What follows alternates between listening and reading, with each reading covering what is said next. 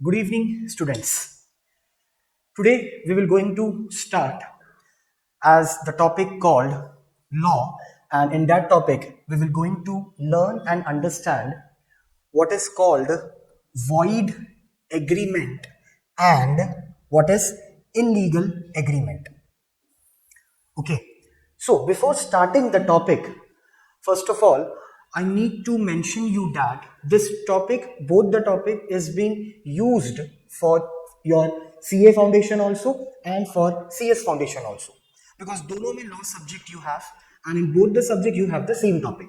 तो ये video CA foundation के बच्चे भी देख सकते हैं और ये वीडियो सीएस फाउंडेशन के बच्चे भी देख सकते हैं. ठीक है. अब हम पढ़ेंगे वॉइड एग्रीमेंट और इनलीगल एग्रीमेंट. तो before going to this, first of all we need to understand the concept called free consent. That is very much important. Why? Because अगर फ्री कंसेंट एक बार टॉपिक समझेगा then it will be easy for you to understand कि what is a void agreement and what is illegal agreement.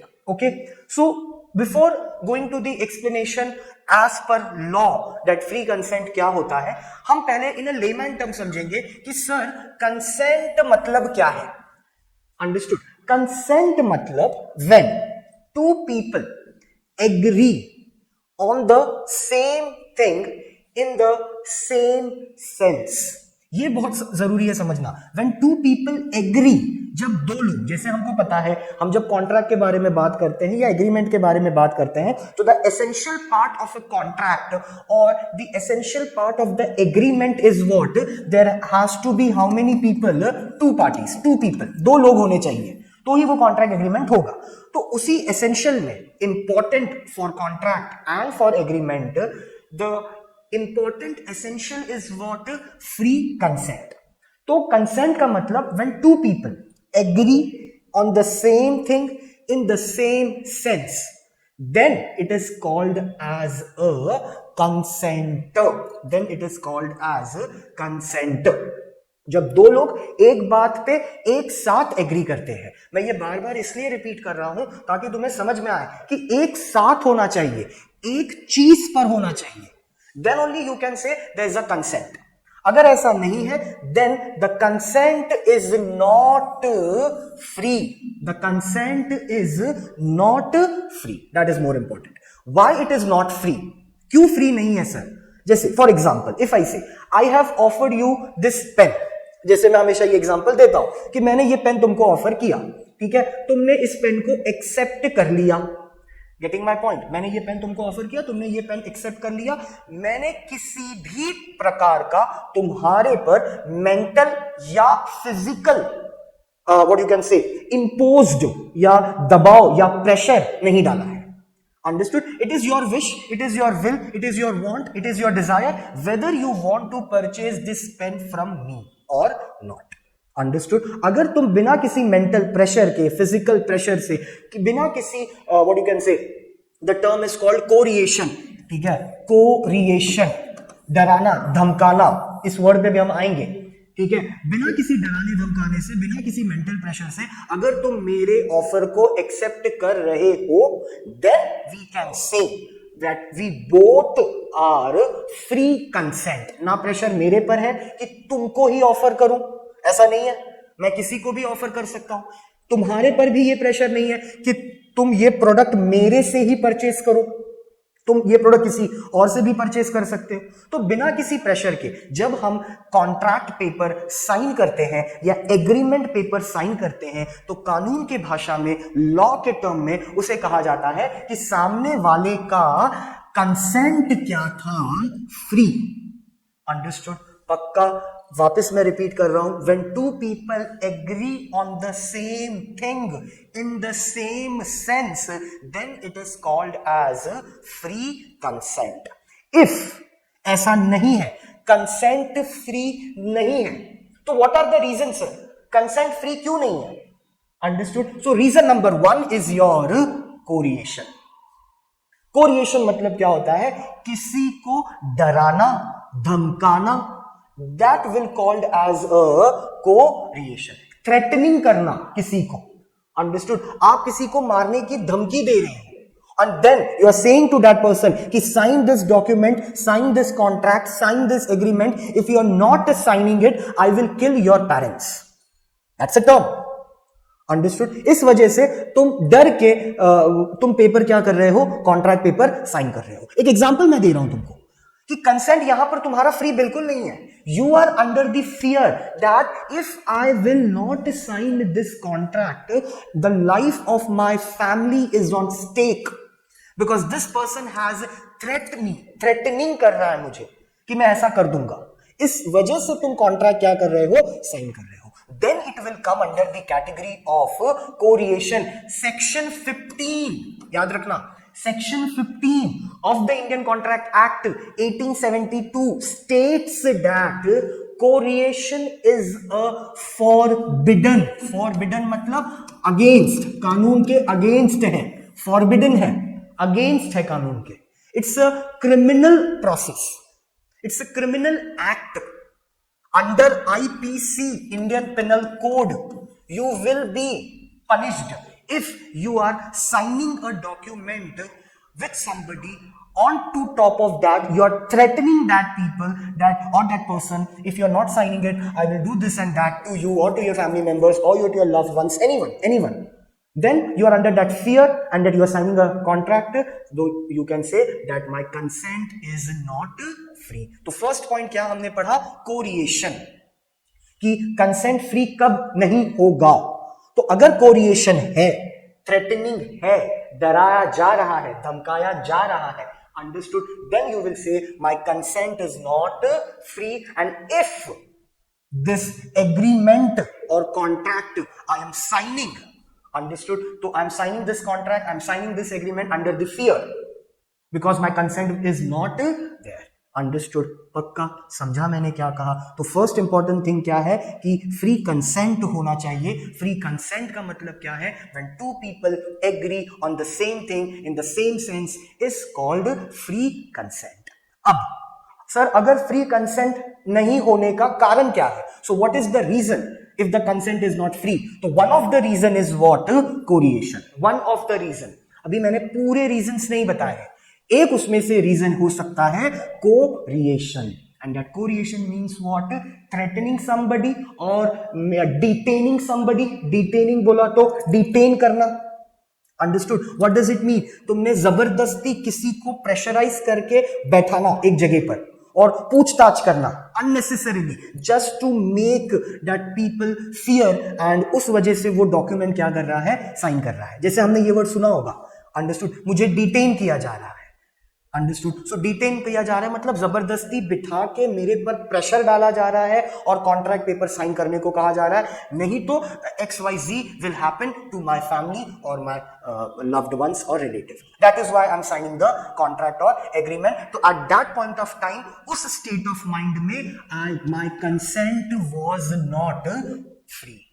Understood? So पहला point समझा कोरिएशन का, कि कोरिएशन क्या होता है, अगर वो होगा तो कंसेंट फ्री नहीं है. Did you understood children? Okay, तो अगर हमको कंसेंट समझ में आया और कंसेंट क्यों नहीं हो रहा है, फ्री कंसेंट क्यों नहीं है, वन ऑफ द रीजन क्या है, कोरिएशन है. कहां पर लिखा है सर, ये सेक्शन 15 बोलता है सर, किसका, इंडियन कॉन्ट्रैक्ट एक्ट 1872 का. ओके, अब हम आ जाते हैं अपने इस वाले पॉइंट पर जो क्या बात कर रहा है, void agreement. Now it is very much important for you to understand कि वॉइड मतलब क्या है. कॉन्ट्रैक्ट तो हमको समझा या एग्रीमेंट तो हमको समझा, बट वॉइड मीन्स व्हाट, तो यहां पर मेंशन किया है वॉइड मतलब which does not have any enforced and no rights on either party. इस सेंटेंस को मैं तुमको इजी वे में समझा देता हूं. जैसे कि हमने कॉन्ट्रैक्ट का डेफिनेशन पढ़ा था, तो एक बार हम कॉन्ट्रैक्ट का डेफिनेशन याद करते हैं. कॉन्ट्रैक्ट का डेफिनेशन क्या था, section 2 subsection H of the Indian contract act 1872. The contract is defined as an agreement enforceable by law. Enforceable का मतलब क्या होता है, imposed. My dear student, enforceable का मतलब क्या होता है, इम्पोज्ड. कानून बीच में आएगा. अगर आप कॉन्ट्रैक्ट तोड़ रहे हो, then law will come in between. He will imposed the restrictions on you. He will imposed punishment if you are breaking the law. तो कानून बीच में आ गया। वॉइड के लिए हम क्या बोल रहे हैं कि सर कोई भी राइट्स नहीं है। क्या बोल रहा है sentence? It can not be enforced, it can not be enforced, imposed ही नहीं होगा सर, कानून बीच में ही नहीं आएगा सर। तो वैसे एग्रीमेंट को हम क्या बोलेंगे? Void. My dear student, listen it very carefully, थोड़ा सा टेक्निकल टर्म है, understood? So you have to give your full attention to and focus to listen this. Contract का डेफिनेशन क्या बोल रहा था कि हर एग्रीमेंट जिसमें कानून बीच में आ गया, एनफोर्सेबल बाय लॉ हो गया, अंडरस्टूड, उसको हम क्या बोलेंगे? कॉन्ट्रैक्ट। तो N agreement enforceable by law is called contract. तो अगर एग्रीमेंट में लॉ बीच में आया, अंडरस्टूड, तो वो क्या हो जाएगा? कॉन्ट्रैक्ट। अगर कानून बीच में नहीं आया सर तो वो सिर्फ एग्रीमेंट है, अंडरस्टूड? जैसे कि एग्जांपल मैंने अपने पिछले वीडियोस में भी कहा था कि बर्थडे पार्टी है दोस्त का या तुम्हारा, तुमने अपने फ्रेंड्स को बुलाया या तुम गए बर्थडे पर, ठीक है, वो फ्रेंड्स तुम्हारे नहीं आए बिकॉज ऑफ एनी रीजन, ठीक है, या तुम नहीं गए उनके बर्थडे पर बिकॉज ऑफ एनी रीजन। तो इसका ये मतलब नहीं है कि सर हमने तो बोला था कि मैंने अपने फ्रेंड को बोला था कि नहीं मेरे बर्थडे में आना, वो मेरे बर्थडे में नहीं आया, अब मैं उसके ऊपर कोर्ट में जाके क्या करूंगा? केस करूंगा, ये बोल के कि वो मेरे बर्थडे में नहीं आ रहा है, अंडरस्टूड? या मैं उसके बर्थडे में नहीं गया, vice and versa, you can understand, ठीक है? तो अब ये जो बर्थडे वाली बात है, फैमिली है, रिलेटिव्स है, फ्रेंड है, सिबलिंग्स है, this all comes under the category of what? Social agreement. ये वर्ड याद रखना, this all comes under the category of what? Social agreement.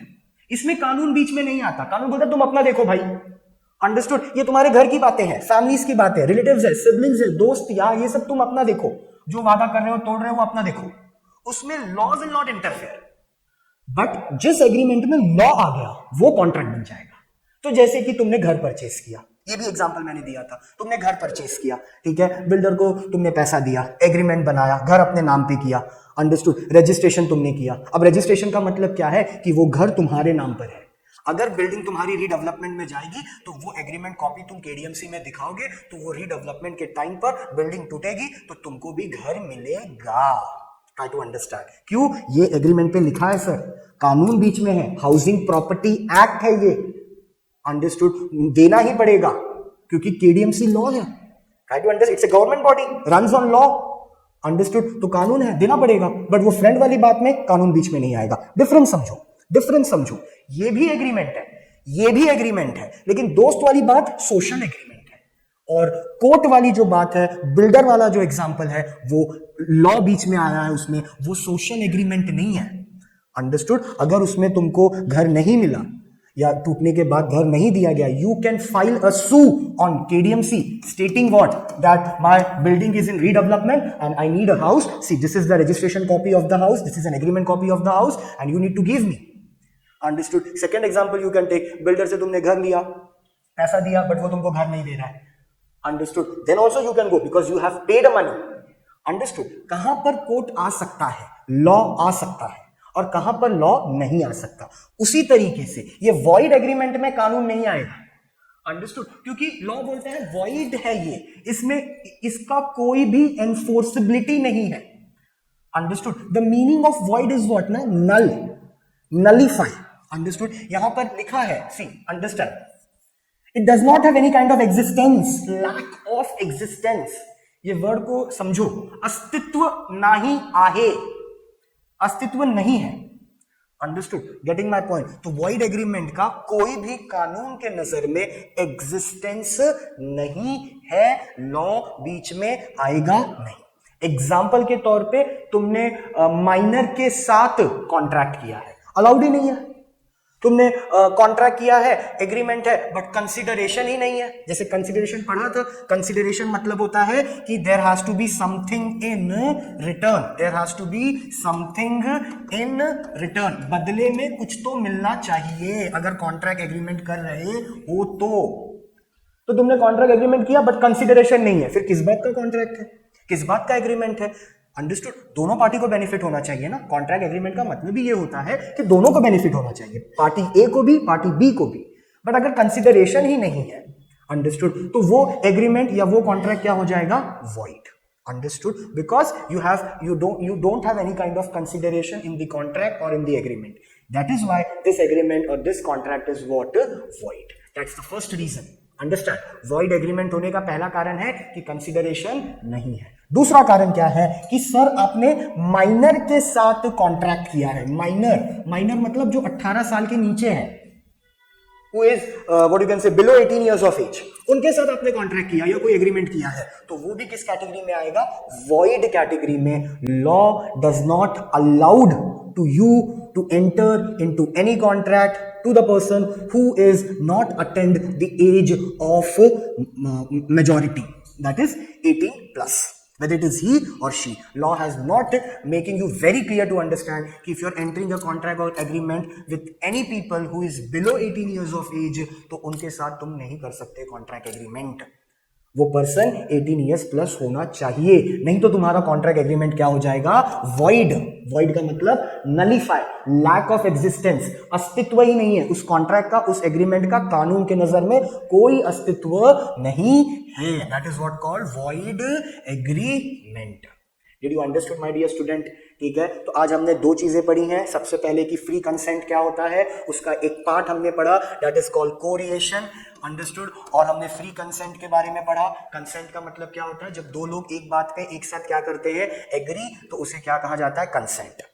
ठीक है, अगर एग्री नहीं कर रहे हैं, कंसेंट फ्री नहीं है, तो कारण क्या है सर? क्यों सामने वाला कॉन्ट्रैक्ट पेपर या एग्रीमेंट पेपर साइन कर रहा है? डर के थ्रेटनिंग किया जा रहा है, उसको मेंटल प्रेशर दिया जा रहा है, फिजिकल प्रेशर दिया जा रहा है, इसलिए वो कॉन्ट्रैक्ट पेपर साइन कर रहा है। तो वो किस कैटेगरी में आएगा? कोरिएशन में, और उसका कंसेंट फ्री रहेगा नहीं। अंडरस्टूड। फिर दूसरा हमने क्या पढ़ा? Void agreement. वॉइड का मतलब क्या होता है? लैक ऑफ एग्जिस्टेंट, नलीफाई, निल, नल। ठीक है, कोई भी अस्तित्व कानून के नजर में वॉइड एग्रीमेंट या कॉन्ट्रैक्ट का नहीं है। जैसे कि उदाहरण, एग्जांपल, माइनर के साथ आपने कॉन्ट्रैक्ट किया, एक तो यहां पर लिखा है, दूसरा मैंने आपको बताया कि अगर कंसिडरेशन नहीं है तो भी वो एग्रीमेंट क्या होगा? Void. Okay, did you understood? चलो, थैंक यू।